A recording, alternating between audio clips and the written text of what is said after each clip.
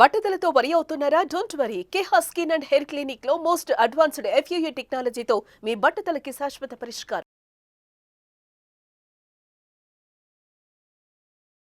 Hello yes welcome to Suman TV. ప్రస్తుతం మనతో పాటు ఉన్న రోమ్ ప్రకాష్ గారు. సో ఈరోజు సార్తో మాట్లాడి మన నీ పెయిన్ రిలేటెడ్ ఇష్యూస్ గురించి అడిగి తెలుసుకుందాం.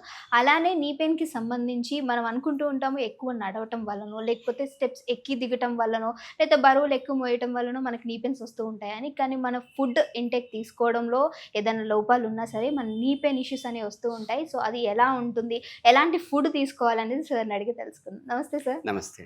సార్ నీ పెయిన్ అనగానే చెప్పినట్లు పోషకాహార లోపం ఉండటం వల్ల కూడా మనకి నీ పెయిన్స్ అనేవి వస్తూ ఉంటాయి అంటారు. పోషకాహార లోపం అనగానే మన నీ పెయిన్కి సంబంధించి ఎక్కడ డైట్లో మనం మిస్టేక్ చేస్తాం అనుకోవచ్చు?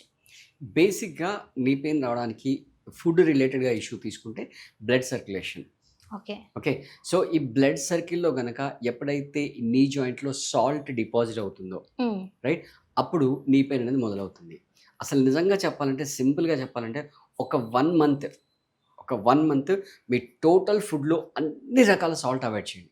సాల్టే, కంప్లీట్ సాల్ట్. అసలు ఆ సాల్ట్ డబ్బా తీసి చెత్తబొట్లో వారేసేయండి. మీకు ఎంత రిలీఫ్ వస్తుందో చూడండి. సో ప్రాక్టికల్గా అది పాసిబుల్ కాకపోవచ్చు. సో అందుకే మనం ఇక్కడ చెప్పుకునేది ఏంటంటే, ఫస్ట్ మీరు అవాయిడ్ చేయాల్సింది ప్రిజర్వేటివ్ ఫుడ్స్, రైట్. అలాగే డీప్ ఫ్రై ఫ్రూట్స్.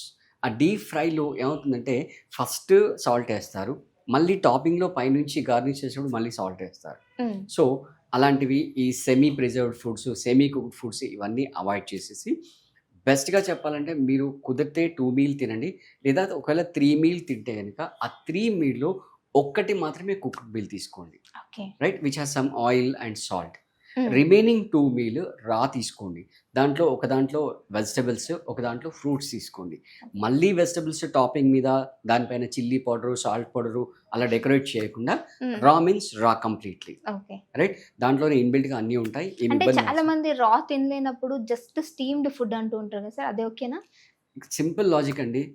మన టంగ్ పైన ఉండే టేస్ట్ బర్డ్స్ ఏవైతే ఉన్నాయో ఎవ్రీ 1 వీక్కి మారుతూ ఉంటాయి. అంటే ఆవిడ జీవితకాలం ఓన్లీ 1 వీక్.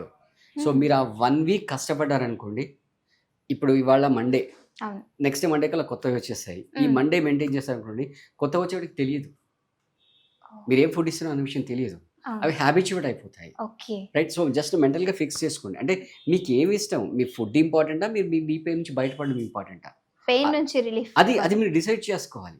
మీరు దేన్ని డామినేట్ చేస్తున్నారు, మిమ్మల్ని ఏది డామినేట్ చేస్తుంది డిసైడ్ చేసుకోవాలి. ఓకే, సో అలా జస్ట్ మెంటల్గా ఫిక్స్ అయిపోయారు అనుకోండి. సో 3 మీల్లో ఒకటి కుక్ తీసేసుకోండి, మీకు కావాల్సినవి తినేసేయండి. మిగతా 2 మీల్లో ఒక దాంట్లో ఫ్రెష్ ఫ్రూట్స్, ఒక దాంట్లో ఫ్రెష్ వెజిటబుల్స్. మీరు అన్నట్టుగా అది కూడా స్టీమ్ చేసుకోవచ్చు. మళ్ళీ గొడవ ఏంటంటే ఆ స్టీమ్లో మళ్ళీ సాల్ట్ వేస్తారు, అందుకే నేను దాని గురించి మాట్లాడట్లేదు. రా మీన్స్ రా, దట్స్ ఇట్, రైట్. మళ్ళీ ఆ ఉడకబెట్టేటప్పుడు దాంట్లో సాల్ట్ వేసి అది ఉడకలేదని మళ్ళీ మీద నుంచి సాల్ట్ వేసి ఇవన్నీ గొడవలు వద్దు. జస్ట్ రా కంప్లీట్గా అవాయిడ్ చేసేసాలి. 2 టైమ్ రా తినేసేయండి. ఒకసారి ఫ్రూట్స్, ఒకసారి వెజిటబుల్స్ తినేసేయండి. హ్యాపీగా కొన్ని చిన్న చిన్న మూమెంట్స్, రైట్, మనం ఆల్రెడీ చూపించాము. సో అలాంటి చిన్న చిన్న మూమెంట్స్ మీరు కూర్చుని దగ్గర హ్యాపీగా చేసేసుకున్నారనుకోండి, ఈజీగా మీరు మీ నీ పెయిన్ నుంచి బయటపడచ్చు. ఓకే సార్, నీ పెయిన్స్ ఉన్న వాళ్ళు నేను చెప్పినట్టు వాకింగ్ అండ్ అలాంటి స్టెప్స్ ఎక్కి దిగడం ఇలాంటి వాటి వల్ల కూడా నిజంగా నీ పెయిన్స్ ఎక్కువ అవుతాయి అంటారు? అంటే ఆల్రెడీ వస్తే, అంటే బేసిక్గా మీ వెయిట్ చూసుకోండి, మీరు BMI మెయింటైన్ చేస్తున్నారని చూసుకోండి. ఒకవేళ మీ అంటే ఆ పర్సన్ యొక్క వెయిట్ ఏమాత్రం BMI కంటే ఎక్కువ ఉన్నా కూడా మీరు అన్నగా స్టెప్స్ ఎక్కడం అవాయిడ్ చేసేసాలి, వాకింగ్ కూడా అవాయిడ్ చేయాలి. అది కాకుండా పడుకొని చేసే మూమెంట్స్ ఏవైతే ఉంటే అవి బెస్ట్ ఆప్షన్ ఇస్ స్విమ్మింగ్. ఒకవేళ మీకు అవకాశం ఉంటే స్విమ్మింగ్ చేసేసుకోండి హ్యాపీగా. లేదు అంటే బెడ్ మీద కూర్చొని, బెడ్ మీద పడుకొని, బెడ్ మీద కూర్చొని చేసే మూమెంట్స్ చాలా ఉన్నాయి, అవన్నీ చేసేసుకోవచ్చు. ఓకే, అంటే వచ్చిన వాళ్ళ సార్ లేదంటే రాని వాళ్ళు ఇలాంటి కేర్ తీసుకోవాలి అంటారా? బేసిక్గా చెప్పాను కదా, first weight is a main factor. The వెయిట్ని మీరు దృష్టిలో పెట్టుకోండి. ఏమాత్రం ఎక్కువన్నా కూడా ఇవన్నీ స్టాప్ చేయాలి. మీరు చెప్పినట్టుగా వాకింగ్, స్టెప్స్ ఎక్కడం ఇవన్నీ కూడా ఇమీడియట్గా స్టాప్ చేసేసేయాలి. అంటే ఈ మధ్యలో ఏదో కొత్త ట్రెండ్ అనమాట, నేను హెల్తీగా ఉండాలి, నేను లిఫ్ట్ అవాయిడ్ చేస్తాను, చెయ్యాలి. బట్ మీరు ఎక్కడున్నారో చూసుకోండి, మన కండిషన్ ఏ విధంగా ఉంది. 10th కంప్లీట్ చేస్తే కూడా ఇంటర్మీడియట్కి వెళ్ళడం ఈజీ. అదే 5th కంప్లీట్ చేసిన తీసుకెళ్ళి ఇంటర్మీడియట్ చేస్తే ఏజ్ ఉండొచ్చు, బట్ ఆ నాలెడ్జ్ ఉందా, లేదు. సో అది మీరు చూసుకోండి, మీ ప్రజెంట్ ఎక్కడ ఉన్నారు, మీ స్టేటస్ ఏంటి చూసుకొని దాన్ని బట్టి స్టెప్స్ తీసుకోండి. అంతేగాని ఏదో వీడియో చూసి ఎక్కడో చూసి స్వంత ప్రయోగాలు చేయకూడదు.